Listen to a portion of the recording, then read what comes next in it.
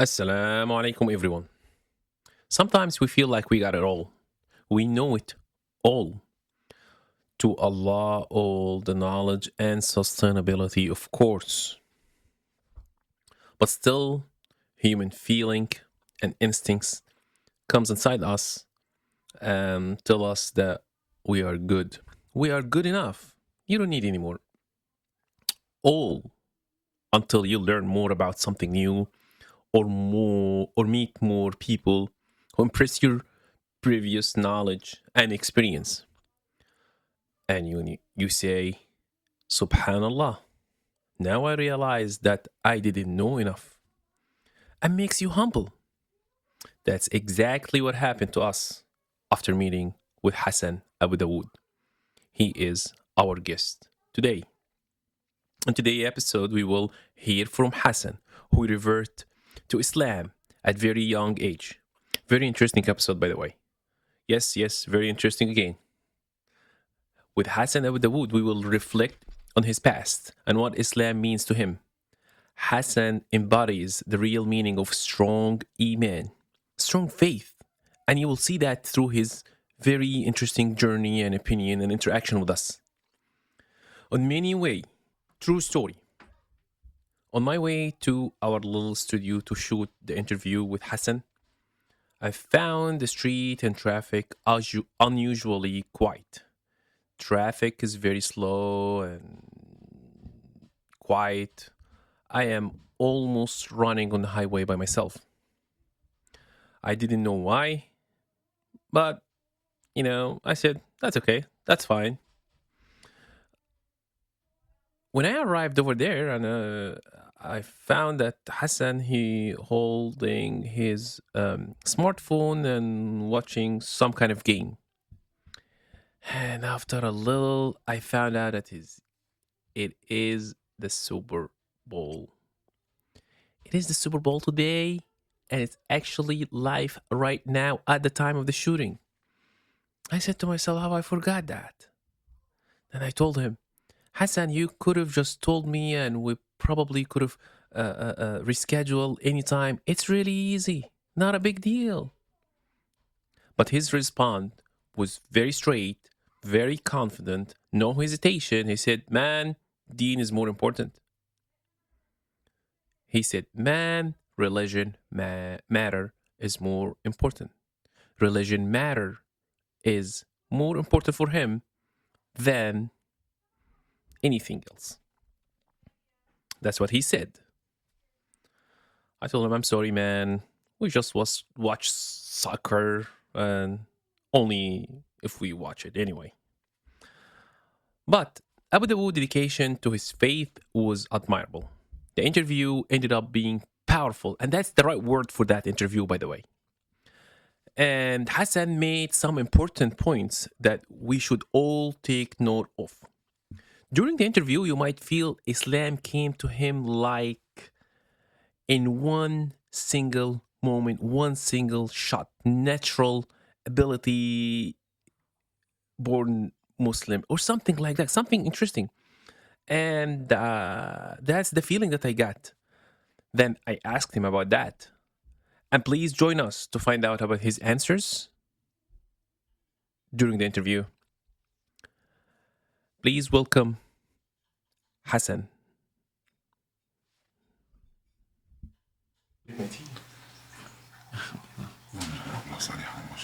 If there is any mistakes here and there, edit. I'm gonna, yeah, Here's the editor. It's professional. It's a professional. تفضل يا سيد. تفضل حمد خلاص بقى حاجتك كانت المايك الاكسكيوز از ذا مايك. ايوه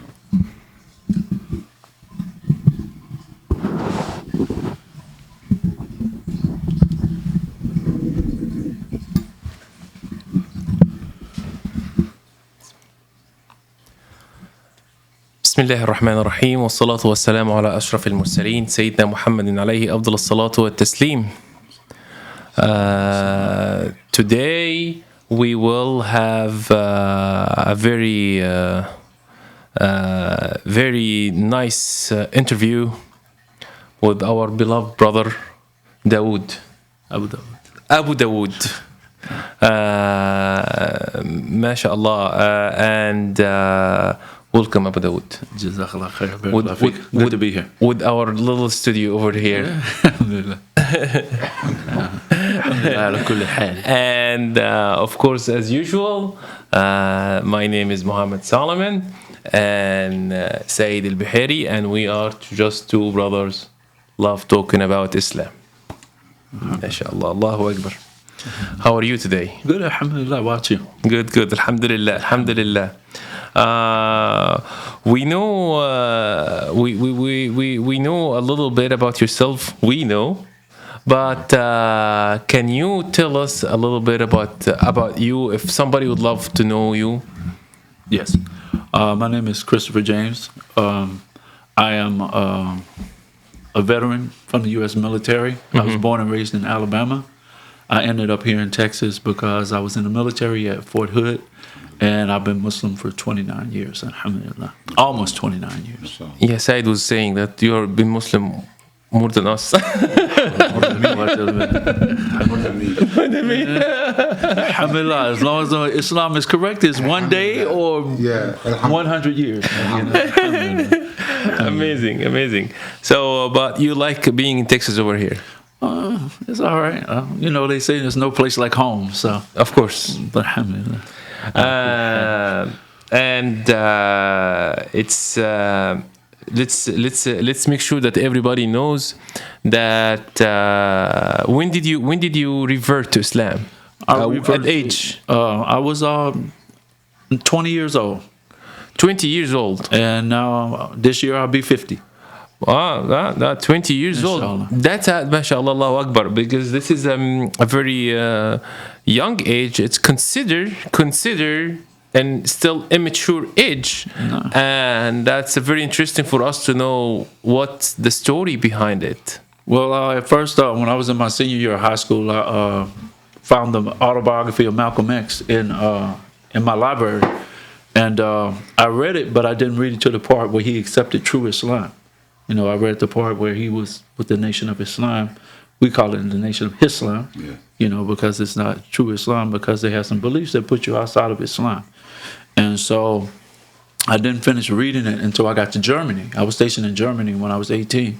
So I was looking for this book, you know, Message to the Black Man by Elijah Muhammad. Mm-hmm. And I couldn't find it, but later on I found out because in the military they are deemed a hate group. Because you can't practice reverse racism, you know, and expect things to be correct. So when I couldn't find that book at all in Germany, but when I got when I PCS'd, when I transferred from Germany to Georgia, I found the book almost immediately. So I was walking around at work with the book because I was reading it. And so a guy named Malik, he was like, "You can't have that book because of what I just said about how it's deemed in the military." Which year? I'm sorry. This was 1993, well, maybe 94. And because very shortly after that I accepted Islam, so it couldn't have been. This was 94. Mm-hmm. So anyhow, he said, "But if you want to know about Islam, this imam is going to be at the." It was a little musalla on post. Mm-hmm. So he said he's going to be there Saturday. So Like the interfaith and stuff like that? no, just a regular brother coming to talk about Islam to the soldiers. Yes. So he was from Savannah, Georgia. I think his name was Imam Ali, and he was talking about when he used to be in the nation. I'm like, hold on, I thought the black thing was the only kind of Islam at the time. I don't know. So I went, and you know, I was just listening to the lecture or whatever, and then the time for Salat came, which I know now. You know, the brother went outside and made the adhan, and I'm like, you know, a little weirded out. I'm like, what is he outside screaming for? You didn't know that is that? I didn't know what the adhan was. I didn't have any exposure to Islam. Okay. So then the brother started getting up and going to make wudu. They come back wet. I'm like, man, what have I gotten into? You know, because I didn't know. So then, you know, the brother started praying sunnah or whatever. And then the Iqamah was made and people lined up foot to foot, shoulder to shoulder. This is what got me. They lined up. They were different colors from, you know, this color white to the color of, you know, this microphone. You know, so and that really like got me. So fast forward, The next Friday, I told my sergeant I was going. When you're in the military, you're not going to tell the sergeant what you're going to do. I told him I'm going to the Muslim prayer service today. So I went and I saw the prayer again, and it was more people, so it was even more impressive, you know. So I told the brother Mahmoud, he was from Egypt too. Mashallah, I still remember the names, mashallah. Yeah. Alhamdulillah. And brother Mahmoud, older Egyptian brother, man. I told him I wanted to be a Muslim. So he told everybody to come back, you know, because this was like around lunchtime. And I'm like, I didn't want to be put on the spot. But, you know, so the brothers came back, you know, and of course, you know what they do. And I became Muslim, and they used to call me Hug Man. Hug Man. Because I used to hug everybody every time I meet them, you know. So that's pretty much how I came. You are very welcoming in the masjid. I mean, mashallah alaik. It's something that we notice. This is how the Prophet ﷺ was. He was always approachable, you know. Yeah. And this is how we have to be. Not that it's 2023. We don't care about 2023. We care about following the Prophet ﷺ, because his message and his way is good for all times. You know, so alhamdulillah. I have to say something here because Say it in the mic. yeah, Mike. Yeah. Alhamdulillah. When brother Hasan, mashallah, when he says that when the Muslim brothers lined up, the scene was good. You like the scene. You like the scene that everybody lined up, different colors, and you know. Nah. Yeah, I'm just in the Quran. In Surah Al-Safat, I'm trying to reflect on this. This is beautiful. This is a good point. It came to my mind right now. In Surah Al-Safat, the angels are talking about themselves. They're describing themselves. The angels describe themselves. They say, وَإِنَّا لَنَحْنُ الصَّافُونَ وَإِنَّا لَنَحْنُ الْمُسَبِّحُونَ. They describe themselves. The angels say that we are the one who line up to worship Allah, and we make tasbih. That's why when we stand in salah, about the beauty of the scene, you know, we try to imitate the angels, to line up, and everybody's equal, and just to worship Allah. That's it. And that's all. That's what the churches here. And this is worldwide. Yeah. You know, this is subhanAllah. It's a beautiful thing. One of the That's most what beautiful things. Malcolm X got deep to him when he went to Hajj. Exactly. It's when we found out when we went to Saudi Arabia and Hajj to Mecca, he found out that the people, no color, no differences, no priority, no difference between rich or poor. Everybody is same, and he got affected by that. Yeah, he said he ate from the same plate and drank from the same cup as people he would have considered devils. You know, and that's a natural human inclination. It's not to just hate somebody that you don't know. You know, it's like that's not what it is. And Islam, of course, Allah tells us who is the best. And akramakum indallahi atqakum.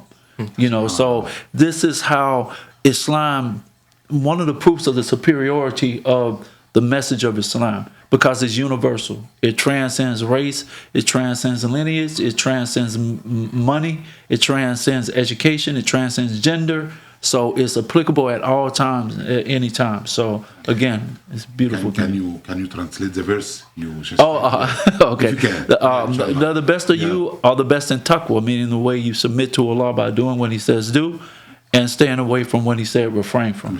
So alhamdulillah, this is again. So 1994, correct? 1994. And you are a young man who came from Alabama. Mm-hmm. So right now, the stereotype about Islam is, I mean, I cannot imagine that somebody didn't even hear about Islam in 2023. Mm-hmm. But whatever they heard, most of it is a bad and negative things. In 1994, do you want to tell me that people didn't know that there is some kind of religion that called Islam beside Christianity and Judaism? I mean, just in the grand scheme of, you know, if you do your social studies or whatever, you know, your world history, that's the way it's covered. I never heard of Islam. But there is no bad reputation about Islam and Muslim like the way we have it these days. Not that I was exposed to, you know, so that I came in with a negative connotation about it. So this is kind of like a blessing. You know, because when you're prejudiced against something, you already have your preconceived ideas. But still, Allah can change the hearts. Maqalabul Qulub. He's the one who has, the hearts of mankind between two fingers. But at the same time, I didn't see anything negative about it. So I came in with a clear head. And when you see Islam with a clear sight, without somebody influencing you one way or the other, then when Islam comes to you clear, it appeals to your fitrah. It appears to your natural inclination. And I accepted Islam because of when I saw the prayer, the impact of it. But what makes me love Islam so much is that it's 100% monotheistic. There's Allah and there's what He created. They never mix. We don't believe God has sons or daughters or dies or prays or eats or needs anything or relieves Himself. Like Ayat al-Kursi. Why is it the greatest ayat in the Quran? Wallahu alam. But it talks strictly about Allah. Okay, let me stop you over here. At that age, did you think about Islam before you entering Islam? Were you searching about Islam? Or were you searching? I'm sorry, about religion? My ex-brother-in-law, he gave me a Quran, and the big one from Saudi Arabia. So it was, excuse me. So the big one. So I was reading it, and one time I went to the field. I remember, I forgot this point. When I was in Germany, we used to sit in the field for a long time because I used to be battalion ammo, and sometimes we just sit for hours and hours in there. So I took my Quran with me, the last field problem we went to, and I sat there by myself and I said, God, I want to be guided. If this is the guidance, then guide me. So Allah guided me maybe a year later, less than a year later, but Allah knows. Allah knows if somebody wants to play games, and Allah knows if somebody's serious. So I had three things about me as far as I can remember. Mm-hmm. I always was afraid to die. I always knew that I was supposed to worship God, and I always felt bad because, you're a young person, you don't have much money.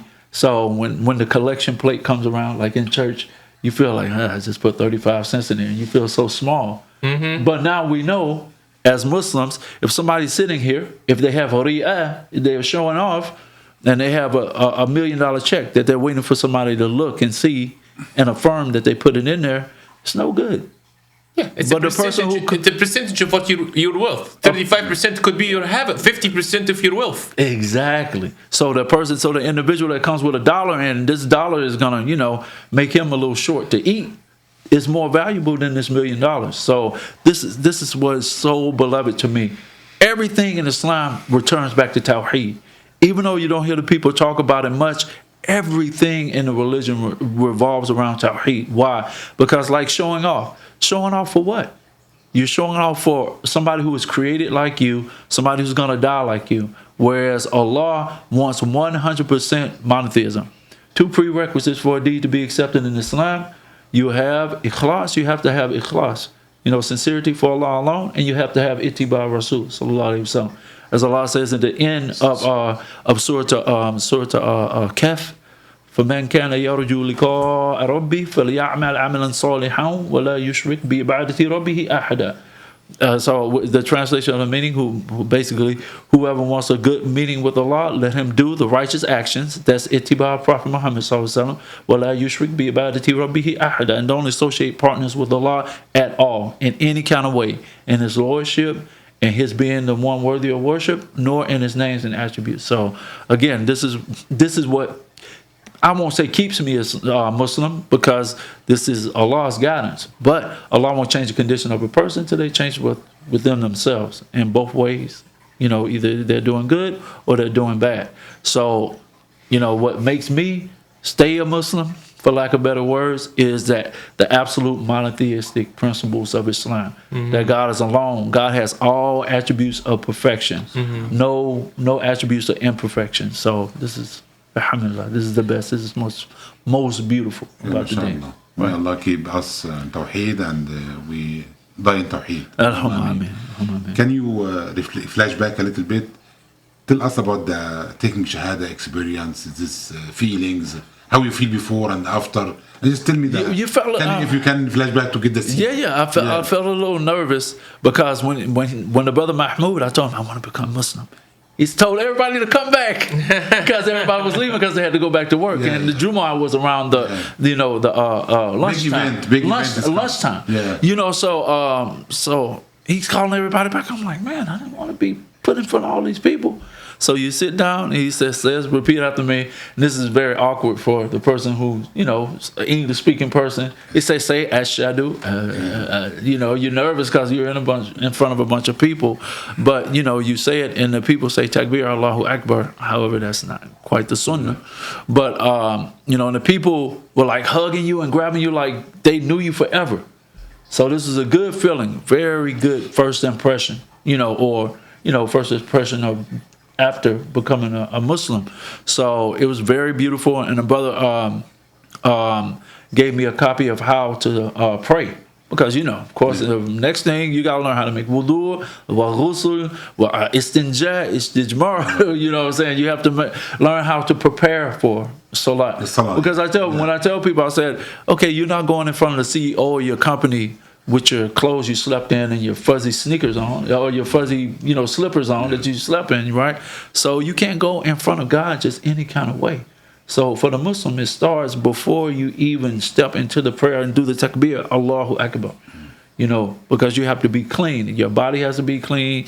Your clothes have to be clean. And the place where you pray has to be clean. Because we're not going in front of just some random creation. You know what I mean? We're going in front of the Rabbul Alameen. And you know how we feel when we say Rabbul Alameen. It's not just like God, spells dog backwards and all this. It's like, no, we believe in the Rabbul Alameen, Allah. So this is how it was at first. And, I just felt an obligation that, okay, now that I'm Muslim, it's time to make sure that I'm doing everything the right way. And I just thought Islam was just, pray 5 times a day, fast, and and just zakat and hajj if you're able to. The 5 pillars that you're familiar with. Yeah. But then I was blessed. I don't know if you remember the brother Saeed Chima. Yeah, I do. Yeah, great brother. We miss him here. Great brother. May Allah reward him and may Allah reward him and his family. I mean, and for Allah he said. But I was getting ready to go on a deployment to Kuwait for 100 days, just a task force that we would support. So I told him at this time I was super into recording tapes or lectures. Super, this is my thing. All I did was record because all I did was listen to lectures about Islam. So I got this a whole of his thing is a series called Al-Aqidah Al-Hamawiyya by Shaykh al-Islam Ibn Taymiyyah, rahimahullah. So I recorded, I dubbed it, and what I did, again, we have so much time in the field, but this is I'm in Kuwait now, sitting through sandstorms and all this. So I'm just sitting in the truck hours upon hours a day. So what I did is transcribe the entire 6 tapes, 60-minute tapes. So this is when I learned about Allah's ma'iyah, Allah being with us wherever we are, of course about his ability and his command over us, and so on and so forth, about tawheed, rububiyyah, uluhiyyah, asma'i wa sifat. And like this, I was like, wow. I thought it was just the ritualistic things like you were saying before, Sayyid. But I found out that the most important thing in Islam, and then started studying the seerah of the Prophet ﷺ is, a lot of people say, the first 13 years he focused on tawheed. No, the entire 23 period was tawheed, because he always made that first and foremost, even in the Medinan stage. So this is something I was like, wow, so this is most important. And staying away from shirk, not just, okay, we believe Allah is alone, no associates, no partners, no deficiencies, and so on and so forth, but also wa'budullaha wa la tushriku bihi shay'a. Allah says worship Allah alone with no associates, and don't associate partners with him. So you have to have that nafi and the ithbat. La ilaha nafiyan, saying there's no God worthy of worship except Allah. And another mistake that Muslims make, and this is something that is common but is overlooked. They say, what does la ilaha illallah mean? They say there's no God but Allah. There are many gods besides Allah. Because Allah says in the translation of the meaning, he says, and the gods that they worshipped couldn't assist them. Yes. You know, so there are other gods besides Allah, but Allah ma'budu bihaqqin illallah. There's nothing worthy in worship in truth except Allah. So again, this is my love, my first love as far as Islam is concerned, the Tawheed. I got the feeling, and I'm not sure if everybody got the feeling this. I got the feeling that your transition from non-Muslim to Muslim, it came with ease and perfection. I mean, the way we are hearing you right now, but I'm sure it didn't go this way. No. I am pretty sure it didn't go. Nothing goes like 180 degree in one night. Right. So I think a lot of people hearing us, and they have the same difficulties, and they had the same doubts, and the transition they are going through, and they are not even sure that they did the right thing. Right. Can you share with us the difficulties that you faced in the beginning when you said Ashhadu an la ilaha illallah, till you became certain 100% that this is the path? There is a transition. Can you share the difficulties? Because it's going to connect with some people. The first difficulty came with my ex-wife. She said, she asked me at the beginning, I think I was Muslim maybe 2 or 3 days. Yeah. She said, it comes down to me or Islam, who would you pick? And I didn't answer. And she started crying. I'm like, she was your wife then, not ex-wife. She was your wife. Yeah, I was married to her. And sometimes you feel some responsibility for sometimes you're mutashaddid, sometimes you're harsh, because you want to do the best that you can. I don't blame you in the beginning. You want to do the best that you can. You have the drive and the energy. You be like, hey, I know that I'm responsible to my Lord, not you, but you're a part of the equation, but you're not the main point of the equation. So that was difficult. Another problem I ran into is, this is when I came out here, I bought this book and it said the lawful and prohibited in Islam as far as eating.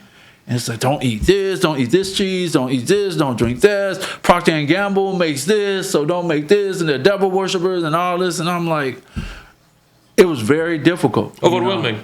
No. This is just food. This is just dietary. This is transitioning from her, because at that time we weren't together anymore. But it was just hard. It was hard because you get divorced. You get divorced about that because of no, not because of that, but it's just other things. But the situation was it didn't have anything to do with Islam. Okay. And so, but most people know the dietarian Muslims can't eat pork. They don't know anything about Islam. We know you can't eat pork, and it's like you should know. And you can't eat pork is easy, but you don't drink alcohol is a big deal. And another thing is like we can't eat things that were slaughtered on stone nusuk or stone altars, or something that died of his own self, or something that failed that you can't do the dhabiha. It's other things. It's not just or something that somebody says in the name of Jesus or in the name of Muhammad, we give you this food. Allah lists everything very clearly. Another point about the perfection of Islam. It tells you everything to eat, all the way down to how to clean yourself properly when you relieve yourself, and even from a practical point of view, when your wife or when you do the laundry, you see the difference. Yeah, it's just that to stay PG, as they say. Yes. Mm-hmm. But the transition, it was tough. And then I got to a point when I got into personality worship. As far as the speaker, I'm thinking this person is Masoom. This person, he got no mistakes with this individual. I'm listening to him. He said this, and that's it. But in the deen, I tell new Muslims now, new reverts, I say, you have the right as a Muslim to ask a person where they got their evidence from, if they tell you something is or isn't in Islam. So, we're not like, Catholics, where the Pope can say something is permissible now that Allah said is not permissible. So we don't, this is not what we do. Like the Prophet ﷺ said with Adi ibn Hatim, radiallahu anhu, he said when he bought that ayat, they took their priests and their rabbis as lords besides Allah. And Adi ibn Hatim said, we didn't worship them. He said, didn't they tell you, don't do this, and you did it, and do this, and then you did it? that's your worshiping of them. Yes. You know, so this is Even can I cut you? Oh, you have it's to. important here. You have to. About the worship. You know, even Allah in the Quran subhanahu wa ta'ala, he says, ألا تعبدوا الشيطان. Surah Yasin, Allah says, ألا تعبدوا الشيطان. I mean, nobody worship shaitan. Right. But what? We obey him. Right. Once you obey him, until you do that, you do it, you worship him. Yeah. What is Islam? It's submission and obedience. That's it. If To you obey Allah, not and him. submit to somebody else, you worship him. Right. And that's Right. it. This is just, No, Yeah. no, we're not people of, of takfir that make a person, put them outside of Islam because of a sin or so on and so forth. However, this is a point that we have to have in our mind that, we are people who have evil. You have the nafs of amara bisu, the nafs, the self that advises you to do evil. But then you have the nafs of, lawama, which kind of offsets it. Like, well, you shouldn't have done that. But in Islam, I always tell people there's no ambiguity when Allah speaks in the Quran. He says, this is how it is, do this. The people who did this, they ended up reward. Don't do this. This is what you're not supposed to do.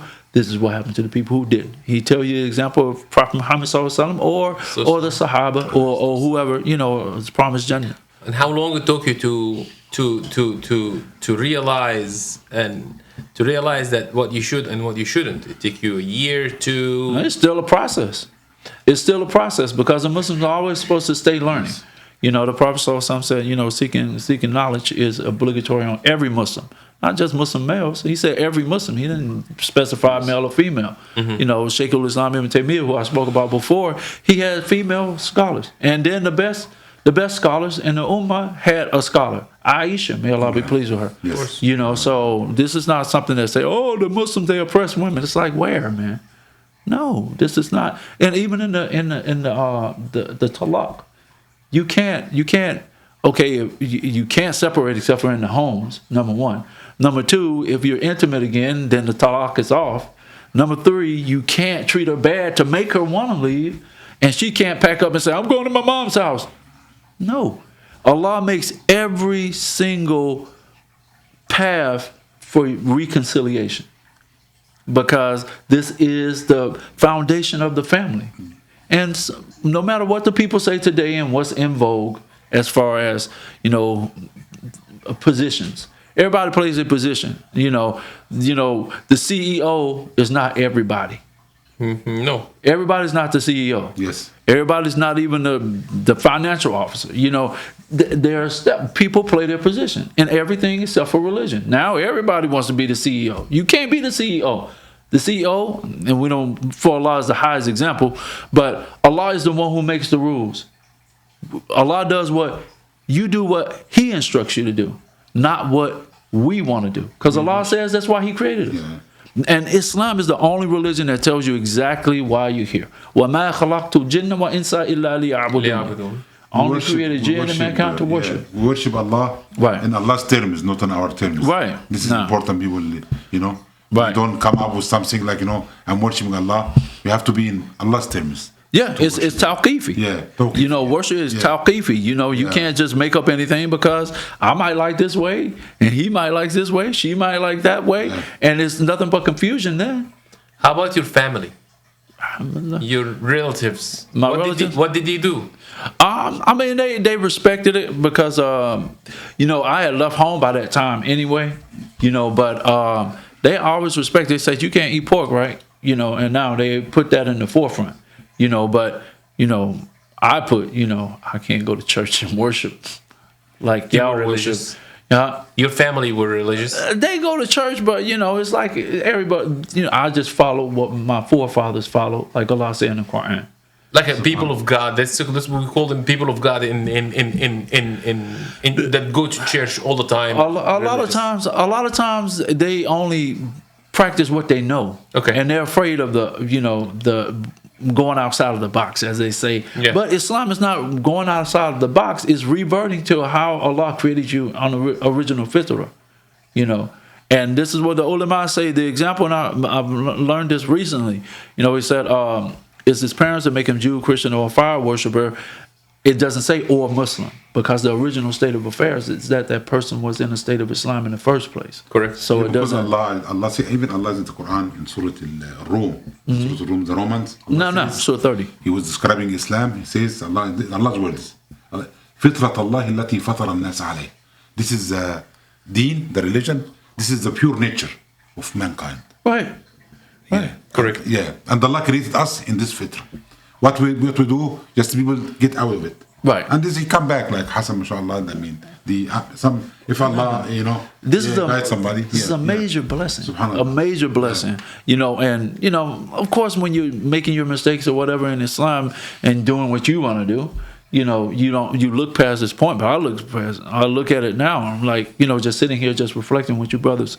It's like, this is the most greatest blessing that an individual could have, to be guided to Islam. Because if you die and you have iman in your heart and you believe in Allah correctly, not, like the ayah says, most of them believe not in Allah except for they associate partners with him. So what does Allah say? The only unforgivable sin, in Allah la yushrik, Allah, in Allah la yakfuru an yushraka bihi. Wa yaghfiru ma duna dhalika liman yasha. Allah does not forgive that associates are set up with him in his worship, but he forgives whatsoever other than that to whomsoever he wills. Yes, yeah. So shirk is an unforgivable sin if somebody dies on it. But nobody's safe. The companions of the Prophet ﷺ was fearing that their deeds wouldn't even be accepted. And these are people who walked with the Prophet ﷺ. They talked with him. They defended him. They fought with him. They defended his name, and so on and so forth. These people who did these great things for this great Prophet ﷺ, they were afraid that their deeds wouldn't even be accepted. But now we're like, I made some out the Lord. Alhamdulillah, I'm good. Who said you good? SubhanAllah. When these people, iman was like mountains compared to ours, So, this is again, the blessing of Islam, to be able to reflect on these things. Go ahead, say. Yeah, I want just to cut you off in this. When you was talking about your journey, I can tell between the lines that you kind of, everything is self-help. I mean, I feel like nobody is helping you to learn, or I don't know if you can explain a little bit about, Your personal experience is extremely important to share it with the people. No, I mean, again, I was a person who, and this goes to some things as you learn more, Omar, radiallahu anhu, said, don't take your deen from a mushafi, from a person who just studies the books. And the ulama say this to this day. You have to go and sit at the foot of the alim and learn, because you're not just learning, the religion. You're learning from his manners, his akhlaq, and how he deals with his students, and so on and so forth. Some people say we used to go for years to study with Shafi'i just to study his akhlaq and his adab, how he carried himself. And how he dealt with people. But I wouldn't say it was self-help, because, like I said, I was listening to a lot of lectures. And then I heard a lecture, there are no scholars in the West. So when I heard this, and people may agree with it or disagree with it, but it is what it is. And this is why I was first exposed to what's called Dawah to Salafiyya.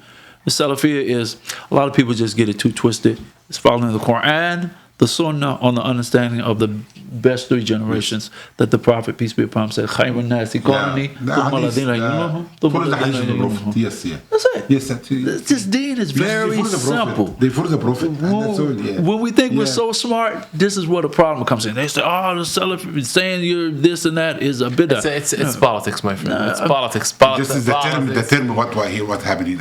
Brother Hassan trying to say, like, sometimes people come with a term, a certain terminology, and the terminology like confuse you. When they say Salafi, you need to explain it to him, but you explain it to really good. It's just the hadith of the Prophet. It's easy. Follow me and this generation and this generation. And then, however, the Prophet said, the Jews divided into 71 sects, the Christians divided into 72. My ummah were divided into 73 sects. Kullu fin nari illa wahida. And it's all in the fire except for one. Did the companions say, oh, okay, and just kept walking? They say, oh, Messenger of Allah, which one is that one? He said, that which I am on today and my companions. So it doesn't matter if it's 30-33 or 30-23. Until the end of time, this Islam that Allah said, "Yawma akmaltu lakum dinakum wa atamamtu alaykum ni'mati wa raditu lakum al-Islam dinan." This is the Islam that even when Isa, Jesus, peace be upon him, comes back, he will be following this. So basically, I would say listening to lectures, but then once this is was exposed to Dawah Salafiyya, this is just like we don't make excuses. Islam is clear. Allah says in the Quran in Surah 68, the translation of the meaning, they wish to compromise, so you will compromise.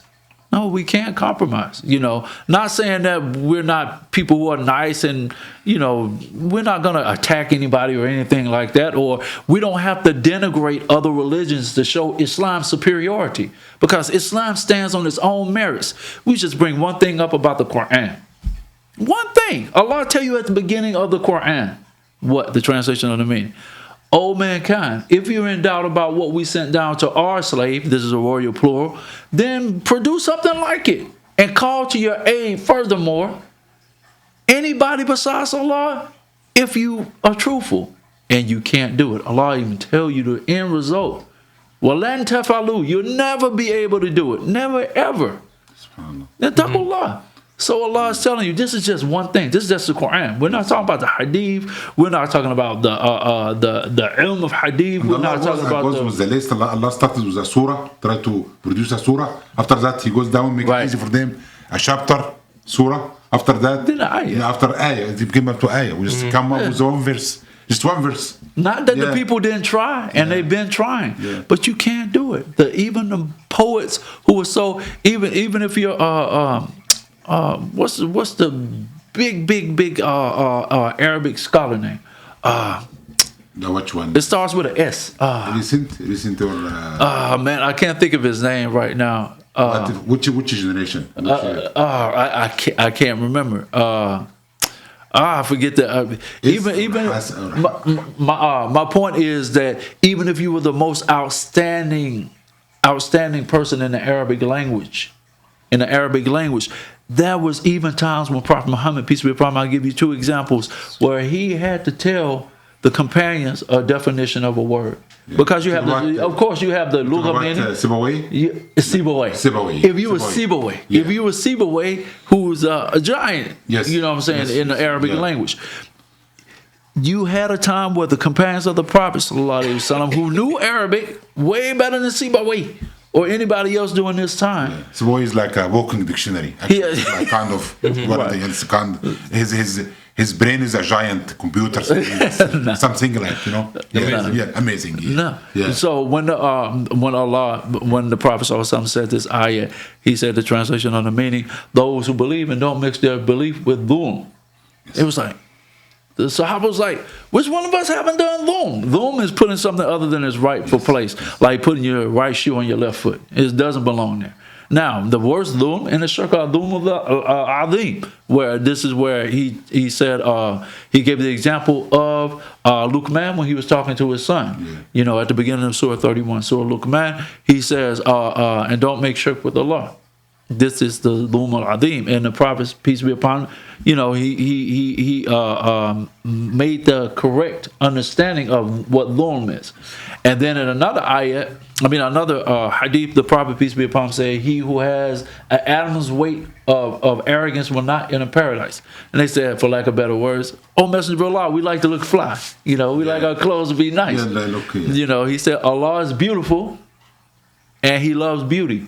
Verily, he said, kibr is rejecting the truth and looking down on people. So my journey, I went way around the block to get to it. It was probably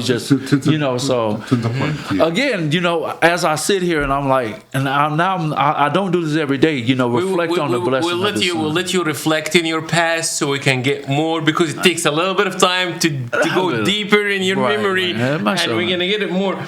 But I'm getting older, so it sounds like you remember everything. Some Sibawayh sales. Alhamdulillah. So when you can, sounds like let's say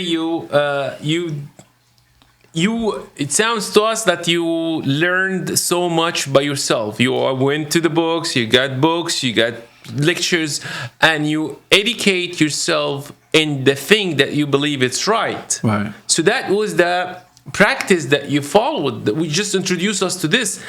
For the people who just entered Islam and they still don't know about Islam and they have a lack of knowledge and they complain, I don't know this, or I don't know that. What did you do? You have to read the Quran. You have to read the Quran on a daily basis, because like I told someone this morning, I call it, because there's so much noise coming in. Fox News here, CNN here, MSNBC there, whatever you do out here in the world, you know, that you're exposed to, and so on and so forth. TV, sports, all these things. Islam, when you read the Quran, I call it, you are allowed to put on your Islamic glasses. So now, you know, when you take your glasses off or put your contacts in, it's much different. So you were reading this, you're reading the Quran, and Reading the Quran and reading the Hadith. And that's the primary source for you. You were able to understand the Quran? I mean the translation At of that the time. meaning, but not at that time. But mashallah, We were talking about at that time. Well, this is so At that time, because there's a lot of people in your at that place back there, and this is the purpose of what they're trying to do, right? Right. So I had fast forward kind of when I got out here in Texas. I got a copy of the Quran called the Noble Quran. It's by Taqi Halali and Muhammad Muhsin Khan, rahimahumullah. I think both of them died. And it is very, very detailed. I usually say it kills you with the brackets and the parentheses. It's been like almost 15 years to do it. It gives you, It's been like 15 years to do this translation. and it gives you, I think Muhammad Muslim Khan also did a translation of Sahih Bukhari. So the one I had at home. So when you look at it, it says, like for instance, ayat. It says evidence, proofs, lessons, verses, signs, revelations, etc. Although the Noble Quran kills you with the brackets and the parentheses, it gives you a better understanding. I say overstanding. I like to say this phrase. It gives you an overstanding because you're really seeing what it means. Of course, it's you're not going to get the effect as you do when you have Arabic. Like if you two brothers are talking and y'all talking in Arabic, the point is going to be clear. But however, if I'm trying to you're trying to translate a word to me like Rabb, how you gonna do that? I have to talk for 10 minutes. 10 minutes. Least. I was about to say at least to get it to the. So look at so we're gonna leave information about the book that you mentioned. Hopefully that can be helpful. Yeah. And that was your the steps that you that's followed. when things started picking up for me. So and then of course I don't know, I don't really remember when I learned how to read the Quran. So In Arabic. yeah, in Arabic. You have to start from the ABC because people say, like, if I'm reading the Mus'haf somewhere, they say, you can read that? I'm like, yeah. Did it make a difference for you to read it in Arabic? Yeah, because you know that's the original language. You know you're reading it in its original form.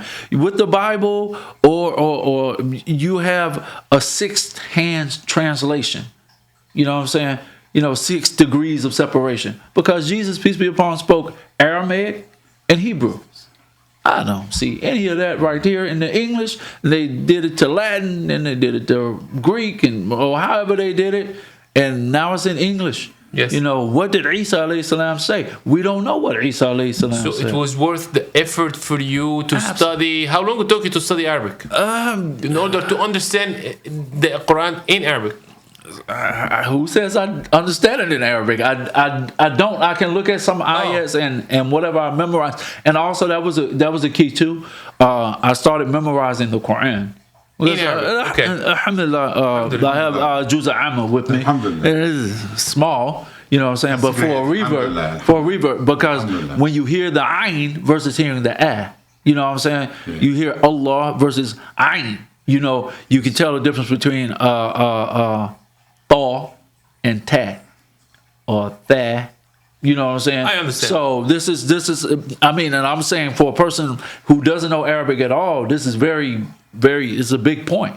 You know, because what's the difference that made to you to learn Arabic or some Arabic in order to be able to memorize Quran. You were proud of the fact that I'm reading it in the same way Prophet Muhammad read, and the same way Jibril came Very down to it with it.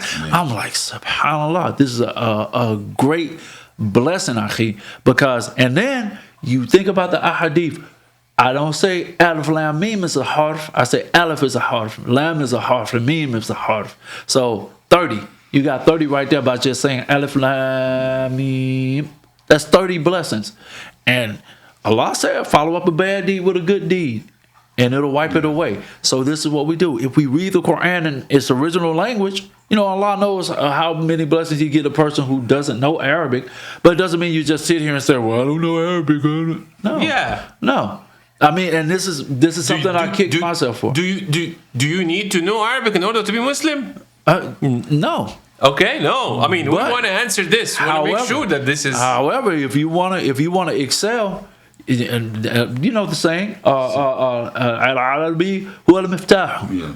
Yeah. This is the key, because you have access to everything as far as what Allah sent down to His Messenger. In the original language. In the original language. And this is something that we brag about as Muslims, rightfully so. If they take all the masahif, may Allah forbid, and destroy them in some kind of way. We'll bring a person from Bangladesh. We'll bring a little kid from China. We'll bring a little kid from Africa. We'll bring an old lady from Saudi Arabia. We'll bring somebody from Turkey. We'll bring somebody from Misr. We'll bring somebody from all these places.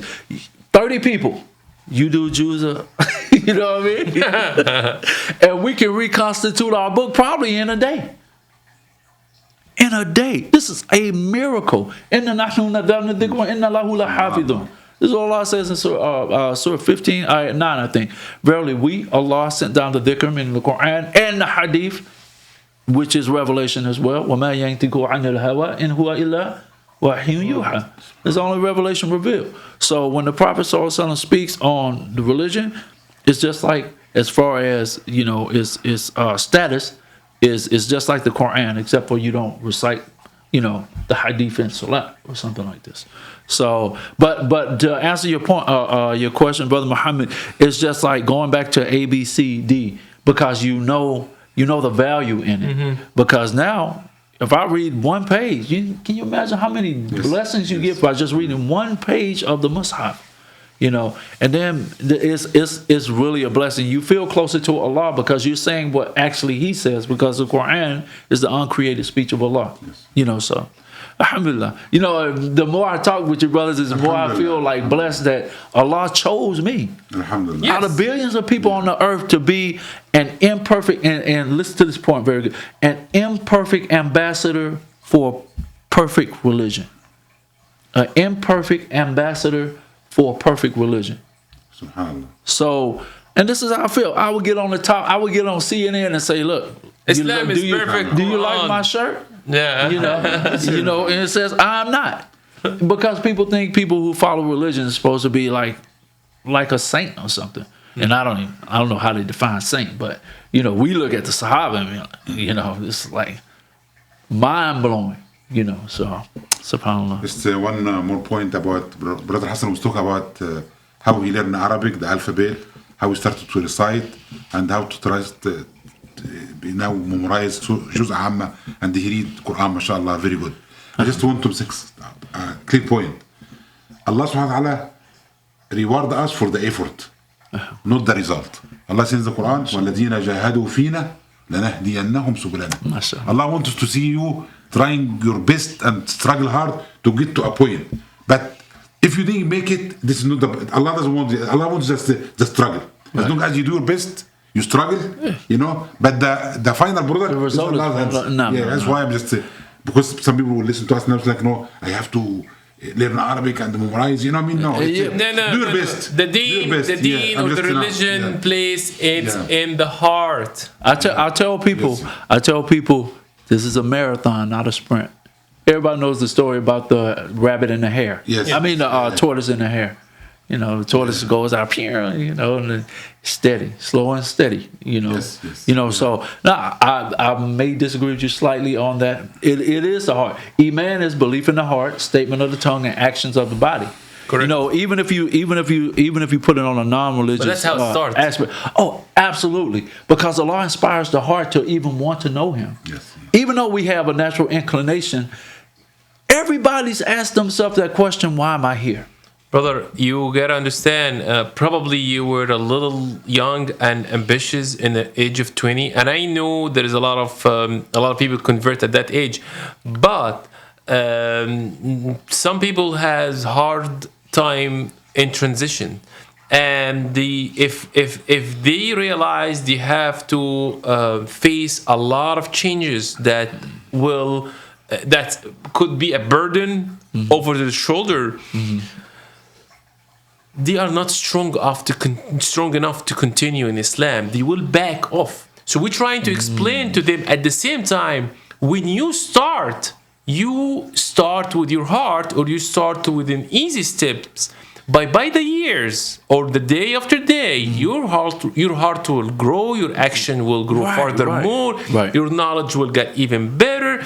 It's something goes automatically. Sometimes you don't even do it. You don't even put so much effort. You just love it. And the thing is, never underestimate the power of dua. Learn, get the little at the card book. It's called Hasan Muslim. Supplications, praying, everything in it. What to say when you get up in the morning. What to say when you go to sleep. What to say when you go up a mountain. What you say when you go down a mountain. Put on your clothes. Take off your clothes. Go in the restroom. Come out of the restroom. Every single thing. That book in itself is a dalil or evidence of Islam's perfection and how very detailed the religion is. If a religion is telling you, if somebody's telling you follow my religion, okay, does it cover marriage and divorce, crime and punishment, war and peace, living and dead, young and old? 90% of our society problems. Yeah, exactly. You can take again, going back to what we said before, the problem of racism. You know, the Prophet ﷺ said in his farewell sermon, what? The Arab is not better than a non-Arab. The black is not better than a white is not better than a black. You know, and in another place he said, all of us are from Adam, and Adam is from Turab. We're from dirt. But if any one of those people walked up to you and gave you a check or cash, $1 million with no strings attached, and it's not illegal or something, that person will probably take that money. Unless he has a deeply rooted, and that's a totally psychological thing then. If he has a deeply rooted hate for somebody, then it's just nothing's going to change him except for Allah changing him or her. But yeah, this is how Islam is. You have to turn to Allah. You have to turn to Allah. Yes. And you can't just say, I'm going to do it all by myself, because you'll get burned out. I'll tell you from personal experience, you can get burned out.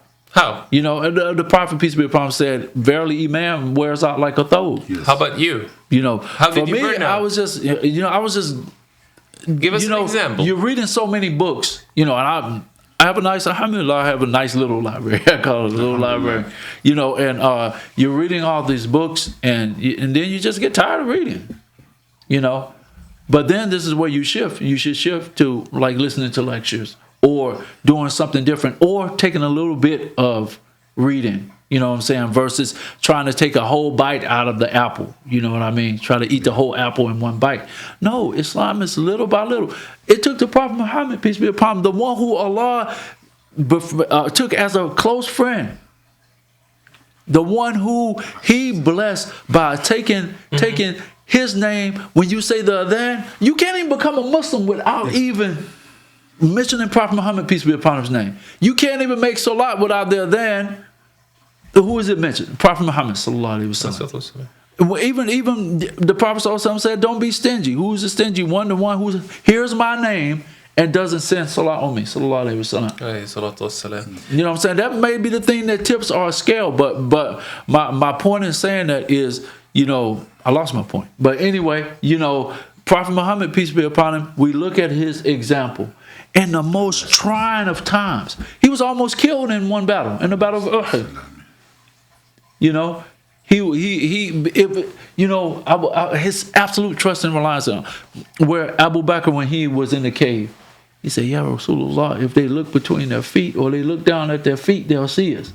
So, Abu Bakr, what do you say about 2 people and Allah is the 3rd. I'm like, when you hear this, you're like, your heart almost jumps out of your chest.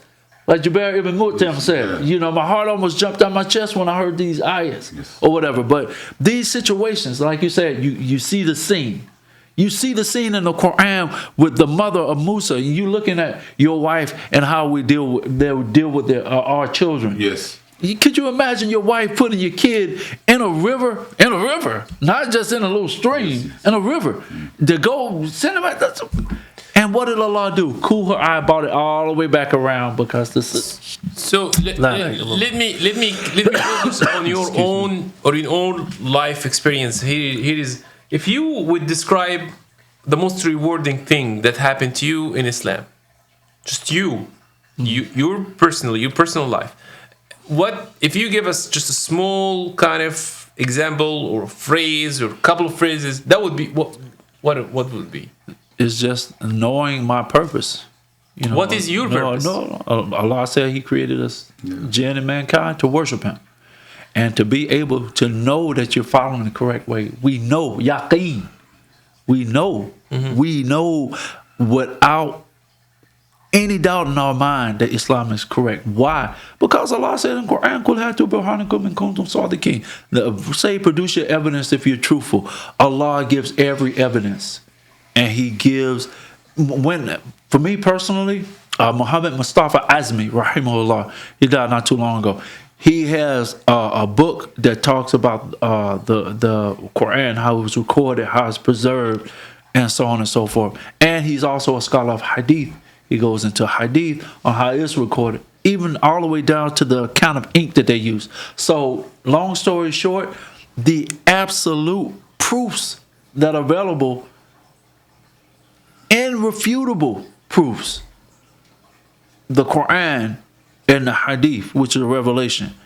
And you look at the life of Prophet Muhammad sallallahu alaihi wasallam, how he went from just a few people hiding Islam to Umar Hamza accepting Islam. Then you're moving on to the Hijra, you know, well, Isra Miraj, Hijra, and then how they became a state. And then how everything grows. And, you know, this didn't come without any, you know, loss, you know, or anything like that. But the ultimate goal was achieved. So that's how Abdullah ibn Abbas, radiallahu anhuma, how he knew when the ayah "Idha jaa nasrullahi wal fath" was sent down. They knew why, you know.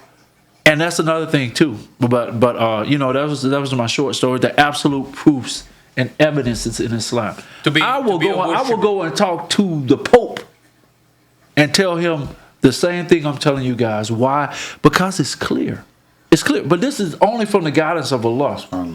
You know. But once you read more about read more of the Quran, read the Hadith, and read the Sirah of the Prophet sallallahu alaihi wasallam, it's like it's no way.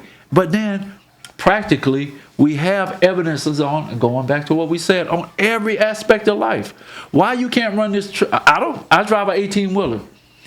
I don't want to stop at a red light. But if I don't stop at a red light, the Prophet ﷺ said what? La darara wa la dirara. There should be no harm or reciprocation of harm.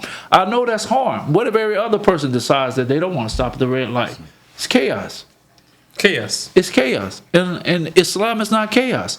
So no matter what people try, and people have tried to refute Islam since the time of Prophet Muhammad ﷺ. Thousands of years. But look, what Allah says, return to that first set of ayahs in the Quran. You'll never be able to do it. So just submit to the one who's giving you breath. The Prophet ﷺ said, verily, if the heavens and the earth meant to Allah the weight of the fly of a mosquito, He wouldn't even give a non-believer a drink of water. Yes. Amazing. A small statement. Even the Sunnah, our scholar says that, subhanAllah, this is where I like this phrase, that like Prophet Muhammad is the most recorded man in human history. Yes. Every action he did is recorded, and from many sources. Right. The same action. Nobody in history his biography is recorded like Prophet Muhammad. It's American in itself. The isnad is the weapon of the believer. Yes. We have the isnad. We have the chain of narrators. How do I know Prophet Muhammad said, sallallahu alaihi wasallam, said this? Isnad. Yeah. How do I know he said that? The isnad. Even the count how many gray, like in detail, like it's amazing details. Yeah, you're like, who cares about how many amazing strings he details. has in his beard? Amazing details. We do. Has a vein here, gets ready, gets angry. Like, I mean, subhanallah, alayhi salatu wassalam. Alayhi salatu wassalam. But he's worthy of it. Yes. Because Allah said he is. Yes. Allah made him like that. You don't get to decide what our Prophet saw. The point is like everything is recorded and everything is authentic. This is what I'm trying. That's exactly. No human touch on it. And no other religion has this, and they can bring the evidence if they're truthful. Yes. You'll never be able to do it like Allah told you at the beginning. He sent a complete way, and that's why the Prophet Muhammad is the last of the messengers. Even Isa alayhi salam, when he comes back, he's not going to come with something new. He's going to come following the sunnah of Al-Mustafa sallallahu alayhi wasallam. So, but alhamdulillah, this, I mean, again, you know, just sitting here discussing with your brothers, man, it just makes me realize that, you know, my most prized possession is Islam. You want to go? No, you have something? Yeah, I have something. Go. I want just something because from your journey, your Islam, the journey with Islam, mashallah, may Allah keep us firm and end our life in pure tawheed and sincerity. Inshallah. From your journey in Islam and the challenges and you kind of learned Islam and inshallah it's a marathon, like you told me, I like this phrase, you know, never end learning process and you, I'm sure you met a lot of reverts and people came to Islam in your, you know, more than 20 years now, inshallah. This is just, be frank with it. If you are in charge now, in for a masjid or Islamic center or, you know, what is the best programs and what the new people who come to Islam need? Like, what if you want to design a program or a school for them? What's your recommendation? The first thing is to learn Tawheed. Yes. You have to learn. You have to have ma'rifatullah, knowledge of Allah, because you're going to be asked 3 questions in the grave: Who is your Lord? What is your religion? And who is that man who was sent to you? Meaning Prophet Muhammad sallallahu alaihi wasallam. So this has to be the centerpiece of the program. But first, the first half of the first pillar of Islam, you know, from the Hadith of Jibril alayhi salam is, you know, and al-Islamu and tashhada an la ilaha illallah. Stop there. You stop there. You can write for the rest of your life just that point. You know, so I would say start there because you have to know who Allah is, what He does, what He doesn't, what He accepts, what He rejects, what He loves, what He hates, what has He made obligatory upon us to do, and what has He made obligatory on us not to do. And you have to learn about Allah's qadr because this throws a lot of people off sometimes. His divine decree. However, when He said, you know, when the qadr is mentioned, then refrain. Because if you go too deep into the qadr, you'll be like, why? You know, Allah has infinite wisdom. Allah is Al-Hakim. Like Allah says in the Quran, Allah knows and you don't know. So I would make Tawheed the most first important thing. Like because talking about the class? Yeah, the class, the overview, the underview, everything with this constant. Just like during the time of Prophet Muhammad, you know. So and this so I would tell them to start, and then I would, you know, these 3 things: Ma'rifatullah, Ma'rifatul Nabi, Ma'rifatul Deen Islami bil Adil. Yeah. About the Tawheed, the beautiful hadith just came to my mind now. A man, he says, a young man came to Prophet Muhammad and he told him, he asked him, Prophet Muhammad, قل لي في الإسلام شيئا لا أسأل عنه بعد أحدك. Tell me in Islam something, a phrase or something simple and brief that I will never ask anybody about anything in Islam after that. What Prophet Muhammad told him about Tawheed. قل آمنت بالله ثم استقم. Believe in Allah and stand only subhanahu wa ta'ala and stay upright. Stay upright. Yeah, and you see, like, this is it. And this is like, actually, if this Sahabi just keep this phrase, advice, and act on it, and that's enough. Right. قل آمنت بالله ثم استقم. Right. Yeah. And another hadith, that's another riwayah says, قل ربي الله ثم استقم. The same thing. But ثم استقم ثم استقم دي it has a lot behind it. It's the rest of the religion. Not just sitting here saying, But I'm talking about the Tawheed. The main foundation after you take off from there. Islam is a verbal noun, right? Yes, You got to do something. You got to be doing something. Yes. It's not just. So your recommendation is just kind of what do you think personally? It's kind of a class that teach them and get them Tawheed and teach them the basic of Islam. To begin with that, and once you know about Allah, then you'll understand who He is, and I won't say why He does what He does, but you will understand what you read in the Quran. Not that you're going to understand everything. You're not going to understand everything because Allah is Al-Hakim. He's the most wise. He's Al-Alim. He's the most knowledgeable. However, for us here, we focus on, I heard this said a long time ago, they say we minor in the major and major in the minor. Meaning people put branch issues before the usul. Yes. Fiqh. Okay, you have to know the fiqh of wudu and so on and so forth. But if you're practicing fiqh, but you're going to a grave and praying to an inhabitant of the grave, what good is your fiqh going to do you? Because you're not learning the highest fiqh, which is the fiqh of knowing Allah. Yeah. And, exactly. Like one scholar put it in a way trying to give it an example, and Allah has the highest example. It's just like when you are in a test, and it's still like there is 5 questions in the test, and the 3 top one is the main question. This is the full grade on this. Right. And you answer the other 2 and you leave the 3. You will fail. That's what you're trying to And imagine the main thing. I use this example too as far as priorities. Priorities. And this example is going to really nail it home from what we said to put some a cherry on top. So if you have an arm that's cut off, right, your arm is literally cut off and you're bleeding, but you have a dental appointment later on today. If you don't prioritize to get a tourniquet on this, I'll go to the dental. I'll go. You know what I'm saying? So I don't want to go with the flow. You'll go all right, but you won't be flowing for long. So this is. So I gotta ask you about the people who are still has doubt about Islam, and they still I'm sure you met a lot of them. What are they saying? What's the questions? Share with us the question of people who's not Muslim. I'm not talking about people who's still thinking and probably still argue, and they still don't believe it yet. They don't see the truth yet. What are they saying? Can you share it with us? I don't really know what they're saying. They may ask a question on the people who are you really met. Like from your personal experience. They will ask you like, why y'all don't eat pork or something like this, or they never ask you why you guys.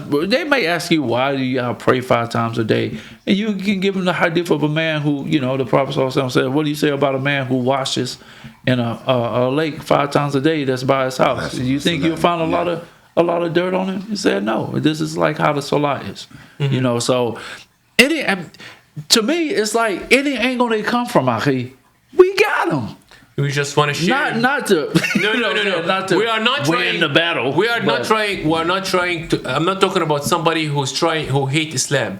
I'm talking about the person who is trying to understand Islam, and he still doubts. He still has doubt. He's genuinely is probably trying to figure out what is Islam is, but he still has doubts. So what are these questions? When you share that question, it's gonna connect with the population who are already asking these questions. I really can't recall. I can't recall anything off the top of my head right now. I'm sorry. All right. But the people ask these general questions. Why do y'all do women like that in Islam, or just certain things. And one of the things that the people are shocked by, you say, Islam is the only non-Christian religion that makes it an article of faith to believe in Jesus right now, huh? Yeah, we believe in Jesus, peace be upon him. We believe he's coming back. We believe it. They're just like, you lost them. Their mind is blown, as they say, because they think, even though people say nasty, filthy, and degrading things about Prophet Muhammad sallallahu alaihi wasallam, we can't reciprocate that because it would be disbelief on our behalf. We have to believe in all the prophets and messengers, peace be upon them. I said, even Jesus, peace be upon him, belongs to a special group that Allah calls the Ulul Adam. You know what I'm saying? You know, there's prophets of strong will. You know, Nuh alayhi salam, Ibrahim, Musa, Isa, and Prophet Muhammad, peace be upon him.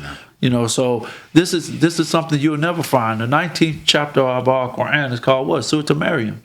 If the Prophet sallallahu alaihi wasallam wanted to make something, he would have called it Amina, right? Yes. You know, his mother. You know, not somebody else's mom. And by the way, You know? There's something beautiful about the Quran. The only woman in the Quran is mentioned by name is Maryam alayhi salam. The only name. The only name. This is just this is so beautiful actually. Mashallah. The only name by name, a woman, a female by name, Mashallah. is Maryam alayhi salam. Alayhi salam. And so you know. So Yeah, I but can answer that. we would like to. That was great. I mean, that's One more thing. Yeah. This is I want this for me and everybody else too. I mean, you born here in this country and you got raised here, and you know it's your hometown in a way, you know. And I'm sure you went to many masajid here in USA, in the West in general, right? Some. Yeah. From your experience in many masajid you went to, or you hear from brothers, and you know, yeah. What is good? What do you see good in our masajid, and what is missing too? If you can, but I could talk about the positive and the negative from your own, you know. I mean, again, you know, the love for seeing the brothers stand foot to foot, shoulder to shoulder, you know, it still isn't lost on me. I Yes. still see that, and I say this is true brotherhood. Yes. But if it was up to the people, they wouldn't do it. correct. Yes. Allah made this system so you could build the brotherhood, you know. So much so that the Prophet ﷺ said, somebody came to the Prophet ﷺ, he said, yeah, Rasulullah, I love the guy.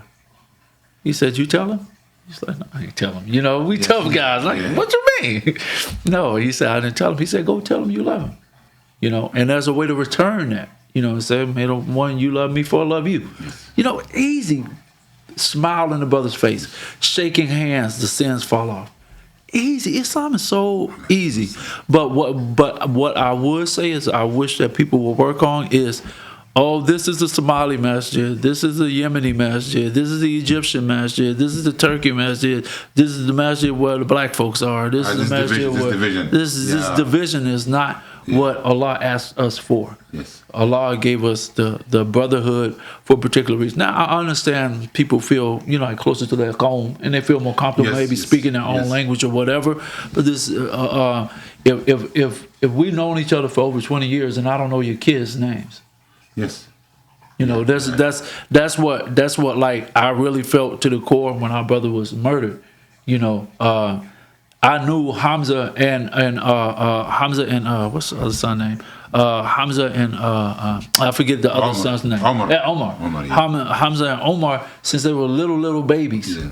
You know, and now they're grown men, and you look at this situation and you just, you know, but what I'm saying is, you know, if you saying it shouldn't be like that. I should know your children's names. You should know my children's name. They should play. They should intermarry once they get to the age and so on and so forth. Yes. But that's far off, bro. That's far off. Nobody would, and like The community, even inside the same masjid, they've been together for so many years and they don't know each other's. Right, and look at the word community. If you break it down, a common unity. We have the highest common unity, which is Tawheed and Islam. Mm-hmm. So why is it that we have this division? It's us. Yeah, absolutely. Because it's not the deen. Yeah. Absolutely not. Because you've been given every means to correct that sickness. Now you refer to the problem. What do you think is the solution from your own point? No, we have to learn more about our religion. And learn more about brotherhood and sisterhood, so that we can break these barriers. I'm talking about you as a leader, because you gotta understand the leadership sometimes has a huge impact on the community versus the as imam, as a board, as a Islamic community. Yeah, I mean, you gotta understand. If I don't have a Islamic center, probably most of the people will lose their faith. Even being a leader in the military. I was a leader in the military. Yeah.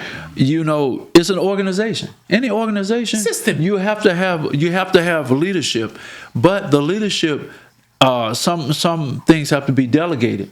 You know, it has to be passed on to other people as a responsibility. However, if you're a good leader, you will look at every situation, engage it according to your expertise, and we have the highest expertise, of course, because, you know, if we follow Kitab and Sunnah on understanding the rightly guided predecessors, but you have to be able to look at that and diagnose it and speak on it.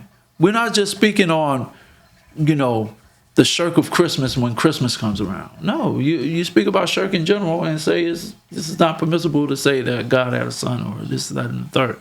And that wasn't the greatest example. But what I'm saying is, to me personally, and this is something I would say we have to improve on as Muslims, like for instance, the khutbahs here in Killeen. I really haven't since a long time, you know, seen so-called African American get up and do a khutbah. You know what I'm saying? And some people are qualified to do khutbahs. And I'm not talking about myself. I know another brother in particular. But what I'm saying is that sense of belonging is not there. I can tell you from firsthand. But African American people were used to being treated like second-class citizens. Sadly. But Allah said, إِنَّ الَّذِينَ آمَنُوا وَعَمِلُوا الصَّالِحَاتِ أُولَٰئِكَ هُمْ خَيْرُ الْبَرِيَّةِ. But that doesn't mean that somebody else sees it that way. They might not even know that ayah. Or even if they knew it, they may not even, you know, translate that into what they do in their daily lives. You know, but we all have, you know, stuff. But you ask me to diagnose a problem, that's a problem I we see. need the truth. Because we need the truth. I mean, how are we gonna? And this is what we're not on some rah-rah, No. black power stuff, but I'm just telling you from a person who's been in the deen almost 30 years, and I can tell you some contemporaries of mine who are the same. But let me tell you, when I walk out of the house, if I'm not dressed like this, it's possible that my wife and my children never see me again. You know, so this is the big imams, and a lot of people still have in the United States. I'm talking about the United States right now, okay? They have a strong belief, I am one of them, that in order for the Islam to get grounded in the United States and probably around the world, it has to start with the black African American. And there is a secret for that. Maybe. This is a secret for that. Tell me why. This is the black African Americans. They know, or most of them know, that they came Muslims to this country. They brought to this country Muslims, and once they figured this truth, they turn around and they started to search, and they are part of this country that you cannot, you know, take it away anymore. Oh. And they are the one who can take the Islam to the next step. Well, I'm not trying to do any kind of different. They are American. We're gonna take the Islam to the next step, to the better of the entire society. The people of Mecca knows its pathways. Yes. You know what I'm saying? So I would say, like, for instance, nobody who really going in the hood to give dawah. You don't see Jamaat Tabligh go in the hood, bro. I'm talking about like the hood, where it's like thugs and stuff like that. You know, when you're fixing the problem, as I understood from you, you need some collective work. Absolutely. Some collective work to, you know. If I know you, like say for instance, I'll give you a prime example. The Prophet Muhammad ﷺ didn't send anybody to Yemen. No. He sent Abu Musa al-Ash'ari. Yes. And he sent Mu'adh ibn Jabal, radiallahu anhuma. Yeah. He could have sent anybody. He picked and chose. You know, they say, you know, the most knowledgeable of the halal and haram is, you know, the most shy of my ummah is. and so on and so forth. So these people have these particular things about them in their greatness as Sahaba. Yes. You know, that Everybody has makes them different stand potential. out. Different potential. Yeah. Different You know, potential. the Prophet Yeah. ﷺ never told Umar stop being Umar, because you know what Umar, you know what you see is what you get. They knew what Umar was. That's why he made dua to Allah to make either Umar or the other guy a Muslim. But he's not better than Abu Bakr. And Abu Bakr, at one time when the people refused to pay the zakat, he said, by Allah, I'll fight them if they don't give me what they tie their camel with, that they used to give to the messenger, sallallahu alaihi wasallam. And Umar, big bad Umar, you know, he was like, why you gotta fight Muslims? He said, and that's what he said, that statement. He said, at that time I knew Abu Bakr was right and I was wrong. So don't think just because somebody's nice. The Prophet ﷺ was a shield to be fought behind in jihad, but he was the kindest person. You ask the Prophet ﷺ for something, he gonna give it to you. And some people so much so they got mad at Prophet Muhammad. I mean, one of the Sahaba that asked the Prophet ﷺ for something. You know Prophet Muhammad like that. Why'd you ask for it? He said, I just want to be buried in it. You know what I'm saying? So the representation for you, the representation is let me put this. We can talk for a week about. Yeah, I mean this thing is so amazing, man. I'm telling you, man. This a week is long like, interview. This is a Guinness Book people are knocking at the door. I think your brother's still talking. So seriously, what the representation could change? The representations for whoever you are, how is that going to affect the people? You're gonna have more. You're gonna have more. Affect the people just like you. When you find that somebody representing you in the community, you're gonna have more people. You're gonna have more people who are involved and willing to assist in the process. Because sometimes it's like outside looking in kind of thing, or I'll just do that. Go ahead, man. We used to be disregarded. You know what I'm saying? So this is just like the history. If people look at the history, but people don't really want to handle these issues because they're hot button issues. Like, no, Islam has a solution to everything, but you have to apply it. And that requires some change in your internal. And my internal on how we deal with things, you know what I'm saying? Because we have to let the Quran and the Sunnah be our guide, not my nafs, not what my mama did, not what my daddy did, not what, you know what I'm saying? We have to do what the Prophet, peace be upon him, did. And the last thing I'll say, because I got to go and get ready to go to work, I'll give you two things. I forgot the one point, but I know it's a statement of Imam Malik, rahimahullah. He said, the latter part of his ummah will not be corrected except for that which corrected his former part. Yes. So you're not coming with something new when all your technology and all this stuff like that. It doesn't matter. You're not going to be smarter than the knowledge that Allah sent down to his Rasul almost 1,500 years ago, and it's still good and it's still irrefutable as if it was just sent down today, and it will remain so. And I believe that in my heart, mind, soul, body, every fiber of my being. No matter how, Muslims sin, Muslims have mistakes, but Islam is perfect. And that's why I made this shirt. Islam, beautiful shirt. Islam is perfect. I'm not. So don't look for an angel flying. You're looking for somebody growing wings or something. I was like I tell people when I give dawah, I said there are no angels down here, man. that we know of. I say Allah does what He wills, but there's no. They make these. Characters or angels in the outfield and make it like a baseball game and flying women and all this. We don't even want to get into that, but alhamdulillah, I appreciate the invitation. Nicolas Cage movie. Yeah. What was the name of that movie? City of Angels? City of Angels. It's a good movie though. But I mean, I watched it. It's just these guys are way there. What is that movie? I gotta watch. City of Angels. I gotta watch. Nicolas Cage. But truly, I appreciate the brother's invitation, and I hope sometimes when I get started, my second grade teacher. We enjoyed. We benefit a lot. I benefit a lot, and it was a great talk. And I'm just trying to one point. Allah says in the Quran, وَتَعَاوَنُوا عَلَى الْبِرِّ وَالتَّقْوَى وَلَا تَعَاوَنُوا عَلى الْإِثْمِ وَالْعُدْوَانِ. Right. We team up. Allah command us to team up and to cooperate to do goodness Right. and righteousness. That's why this is one of the wisdom behind these interviews and trying to see what's missing, what is positive. You know, a lot of positive are going on, but there is some stuff missing. This is what we're trying to do. Right. And may Allah give us sincerity Ameen. and support.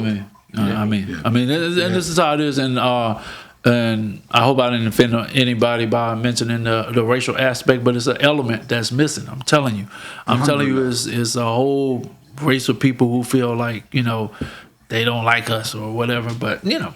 There's some stuff I will tell you after we hang up. I will tell you to prove this. No, it is an issue. It is an issue. Right. And it is. You're not the only one who feel it. It's an issue. It's not only. I don't want to say you're not only one as a black man. There is people from different background and different race. They still complaining about the same issue that they are not represented. Right. So I mean, if you are not represented as in a community, and it's a big deal. It's a big deal. And we're not talking about Democrat and Republican. We're talking about the deen. And everybody has something to give, because during the time of Prophet Muhammad sallallahu, everybody has something to give. Yeah. You know, and it doesn't mean like I got to take over. Nobody has to be in charge. Allah is in charge. You know. No. It's been touched. It's been touched. So many guests talked about the same exact issue. You are not the only one. Same You are not the only one. Some of them use the same phrases too. Even. Yeah. You know, anything true and correct is from Allah and His Messenger. Anything wrong, incorrect, and deficient is from myself and the shaitan. Subhanakallahumma wa bihamdika, ashhadu an la ilaha illa anta, astaghfiruka wa atubu ilayk. Jazakallah khair again for inviting me. I appreciate it. I love spending some time with you, brothers. We ask Allah to accept from all of us, and may Allah bless everybody who listen to us now and elevates him and elevate his family. Ameen. وصلى الله على سيدنا محمد وعلى آله وصحبه أجمعين. اللهم آمين والحمد لله رب العالمين. All right, brothers, I like to stay and kick it a little bit longer, but Longer.